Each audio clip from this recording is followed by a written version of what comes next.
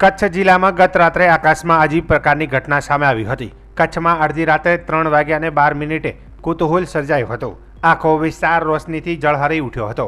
કચ્છ જિલ્લામાં ગત રાત્રે આકાશમાં અજીબ પ્રકારની ઘટના સામે આવી હતી। ભુજમાં રણકાધી વિસ્તારમાં આકાશમાં અદ્ભુત પ્રકાશિત ચમકારો થયો હતો।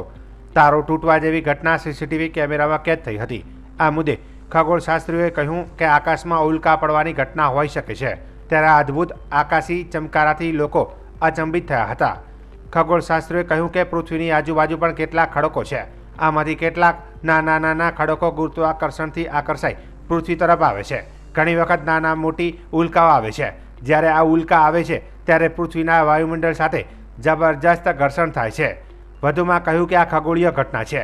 આને ઉલ્કાનો ફાયરબોન કહી શકીએ, કારણ કે જ્યારે ઉલ્કાનો મોટો ટુકડો આકાશની અંદર પૃથ્વીના વાતાવરણમાં પ્રવેશે છે ત્યારે ઘર્ષણથી સળગે છે।